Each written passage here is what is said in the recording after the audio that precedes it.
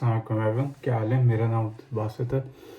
आज जो मैं वीडियो बनाने जा रहा हूँ पाकिस्तानी ऑटोमोबाइल सेक्टर के बारे में, वो इस चीज़ के बारे में कि 1 करोड़ से के बैरियर से नीचे या 1 करोड़ की प्राइस के नीचे कितनी सारी क्रॉसओवर एसयूवीज आती हैं। एंड अभी मैं देख रहा था और काउंट ही कर रहा था, तो तकरीबन अगर मैं हर वेरिएंट को एज अ इंडिविजुअल भी काउंट करूँ ना, तो तकरीबन 20, 23, 24 गाड़ियाँ कुछ बनती हैं। तो चलें, मैं आपको अपनी स्क्रीन की तरफ लेके चलता हूँ और मैं आपको दिखाता हूँ कि कौन कौन सी गाड़ियाँ नहीं, एसयूवी क्रॉसओवर 1 करोड़ से नीचे जो अवेलेबल है पाकिस्तान के अंदर। एंड आप भी थोड़ी देर के लिए शॉक हो जाओगे।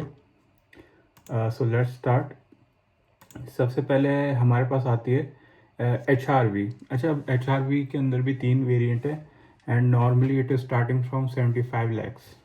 ठीक है, आपके पास HRV VTI आ जाती है, VTI S आ जाती है, और इसमें भी आपके पास जो हाइब्रिड वेरिएंट है EHEV वो भी आ जाती है। अगेन मुझे ऐसा लगता है इसकी डिज़ाइन बहुत अच्छी, मुझे बड़ी पसंद है। होंडा एक रिलायबल ब्रांड है और प्राइस पॉइंट भी इसका बड़ा अच्छा है। बट जैसे जैसे मैं आपको एक बात बताता जाऊँ, जैसे जैसे हम ऊपर की तरफ चलते जाएंगे, आप देखते जाएगा कि इंटरेस्टिंग ऑप्शंस और कितने ज़्यादा आते जाएंगे, और वो as compare to price value भी कितने ज़्यादा अट्रैक्टिव बनते जाएंगे। ठीक है, और HRV के पास हमारे पास आ जाती है, क्या कहते हैं आप, जो पाकिस्तान में सिर्फ ओनली एक ही यूरोपियन ब्रांड है, दैट इज़ पूजो 2008। अगेन इसके अंदर आपके पास 2 वेरिएंट आ जाते हैं, एक एक्टिव आ जाता है, एक अलोरा आ जाता है। अगेन मेरे ख्याल से ये जो एक्टिव है वो HRV जो बेस वेरिएंट था उससे भी सस्ता है। ठीक है, उसके बाद हमारे पास आ जाती है MG के अंदर जो है आपके पास फिर 2 गाड़ियाँ आ जाती हैं, एक MG HS ट्रॉफी आ जाती है और एक MG HS PHV आ जाती है। आई थिंक ये पाकिस्तान की सबसे सस्ती PHV होगी, MG HS PHV। उसके बाद हम चलते हैं करोला क्रॉस पे। तो करोला क्रॉस के अंदर भी हमारे पास 4 वेरिएंट आ जाते हैं। एक सादा करोला क्रॉस गैसोलीन आ जाता है, एक Corolla cross gasoline X variant आ जाता है, फिर हमारे पास एक करोला क्रॉस HEV जो सादा वेरिएंट हो जाता है, और करोला क्रॉस HEV X आ जाता है जो कि टॉप द लाइन वेरिएंट है। अगेन करोला क्रॉस की प्राइस जो है 72 से स्टार्ट होती है और 89 तक जाती है। अब ये देखें कि 72 से एक गाड़ी स्टार्ट हो रही है और जो HRV है उसका बेस वेरिएंट 75 से शुरू हो रहा है। तो अगेन आप देख रहे हैं कि किस तरीके से हर गाड़ी एक दूसरे से कम्पीट करी और कितना जो है इंटरेस्टिंग वो इन फैक्टर बनता जा रहा है। ठीक है, इसके बाद हम आगे चलते हैं। आगे हमारे पास आ जाता है हैवल। अब हैवल के अंदर भी हमारे पास तकरीबन 3 गाड़ियाँ मिल रही हैं अगर मैं वेरिएंट को एज ए इंडिविजुअल काउंट करूँ। सबसे पहले हमारे पास आ जाती है हैवल जोलियन। अगेन ये सादी 1.5 वेरिएंट है। ठीक है, इसके बाद जो कि है 80 लाख से शुरू हो रहा है। उसके बाद हमारे पास हैवल जोलियन HEV भी आ जाता है जो कि हाइब्रिड वेरिएंट है, और हमारे पास हैवल H6 भी आ जाता है जो कि 1.5 टर्बो वाला जो वेरिएंट है, वो भी तकरीबन इस पर 93,71,000 का चल रहा है। उसके बाद हमारे पास आ जाते हैं जेटोर डैशिंग।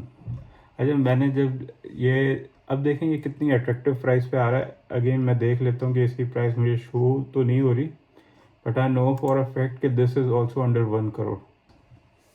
तो अभी आप देखेंगे जो जेटोर डैशिंग SUV है वो भी तकरीबन 8465 की है। एंड अच्छा, मुझे नहीं पता था कि जेटोर की 2 गाड़ियाँ हैं, बट अगेन जेटोर की X70 प्लस भी है, वो भी तकरीबन 90 लाख से नीचे 1 करोड़ भी टच नहीं कर रही, जिसका साइज़ भी मेरे ख्याल से बहुत बड़ा है। दोनों के अंदर 1500 सीसी का टर्बो इंजन आता है। ठीक है, उसी के बाद ही अब हम चलते हैं, क्या कहते हैं, अमोडा और जेको के ऊपर। अमोडा की ये 3 गाड़ियाँ, अगेन 3 गाड़ियाँ तीनों की तीनों ही तकरीबन 1 करोड़ से नीचे हैं, जिसमें से एक आपके पास अमोडा E5 आ जाती है, दूसरी आपके पास जेको J6 आ जाती है, तीसरी आपके पास जेको J7 आ जाती है। जो जेको J7 है अगेन ये एक टेम्परेरी पीरियड के लिए 1 करोड़ से नीचे है, शायद ये ऊपर भी चली जाए, बट आपके पास अब ये देखें कि हर कंपनी की तरफ से 1 2 ऑप्शन जो कि 1 करोड़ से नीचे वो आ ही रही हैं। ठीक है, अगेन मैं इनकी प्राइसेस बताता चलूँ कि जो आपके पास अमोडा की जेको E5 आ जाती है दैट इज़ 89,90,000, और जो आपके पास अमोडा की J6 आ जाती है वो 87 लाख से शुरू हो रही है। अगेन इसके 2 वेरिएंट जो हैं अंडर 1 करोड़ है, बट अगेन जो प्रीमियम वेरिएंट है वो भी सिर्फ 7 लाख ऊपर है 1 करोड़ से। ठीक है, अगेन मैं इलेक्ट्रिक कार्स को भी काउंट कर रहा हूँ, इतना मैं बताता चलूँ। उसके बाद हमारे पास आ जाती है BYD की ऑटो। ये भी तकरीबन 1 करोड़ से नीचे, मेरे ख्याल से 89-90 के इस बैरियर में ही है। ठीक है, उसके बाद हमारे पास जो मेरे ख्याल से पाकिस्तानियों ने जिस गाड़ी को सबसे ज़्यादा एक्सेप्ट किया है वो ये है चंगान ओशान X7 1.5 लीटर टर्बो वाली। अगेन इसके अंदर भी 3 वेरिएंट आते जा रहे हैं। ठीक है, तकरीबन एक 84 से शुरू हो रहा है और 92-93 लाख तक ये गाड़ी जा रही है। अब आप सिर्फ गिनेंगे यार इसमें कितनी सारी ऐसी क्रॉसओवर्स हैं जो कि 72 से शुरू हो रही हैं all the way till 1 crore. तो ये जो है काफ़ी इंटरेस्टिंग है। और अगर इनको मैंने जो काउंट किया है, अच्छा एक और बात, मैंने अभी तक किया स्टॉनिक भी जो है वो नहीं की है, काउंट नहीं की है, तो आप वो भी काउंट कर सकते हैं कि उसके भी 2 वेरिएंट आते हैं। ठीक है, अगर मैं सिर्फ इन सबको वेरिएंट बाय वेरिएंट, चले मैं वेरिएंट को छोड़ देता हूँ, वैसे भी काउंट कर लेता हूँ। होंडा की तरफ से आपके पास HRV आ जाती है। ठीक है, पूजो की तरफ से आपके पास 2008 आ जाती है। MG की तरफ से आपके पास MG HS आ जाती है। अच्छा, अब मैं HEV और ट्रॉफी को भी एक करके काउंट कर रहा हूँ, सिर्फ आप गिनते जाना। आपके पास करोला क्रॉस आ जाती है, आपके पास हेवल जूलियन आ जाती है, आपके पास जो है हेवल H6 आ जाती है। 6 गाड़ियाँ अभी तक हो चुकी हैं। उसके बाद आपके पास जिटोर की तरफ से 2 और गाड़ियाँ हो जाती हैं, या 8 गाड़ियाँ हो गई। ठीक है, उसके बाद जो है आपके पास अमोडा की तरफ से, चले मैं कहता हूँ यार J7 को भी हटा दो।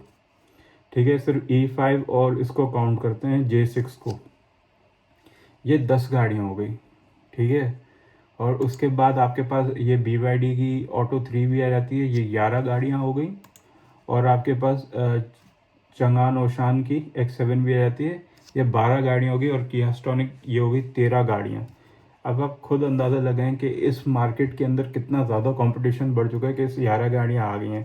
तो अब जब 11 गाड़ियाँ कह रहा हूँ, सॉरी 11 SUVs आ चुकी हैं इस प्राइस पॉइंट के अंदर, तो किस तरीके से सेडान स्ट्रगल कर रही हैं। एंड ऐसा नहीं है, ऑल ओवर द ग्लोब, सिर्फ पाकिस्तान में नहीं, ऑल ओवर द ग्लोब इस वक्त यही एक क्रॉसओवर का ट्रेंड जो है ये काफ़ी टाइम पहले ही शुरू हो चुका था। और सिडान्स हर जगह पे इस वक्त स्ट्रगल कर रही हैं।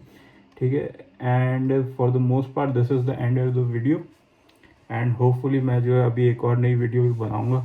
तो अगर इस वीडियो के अंदर आपको कोई ऐसी चीज़ लगी हो जो कि मैंने मिस कर दी हो, तो please do let me know. ठीक है।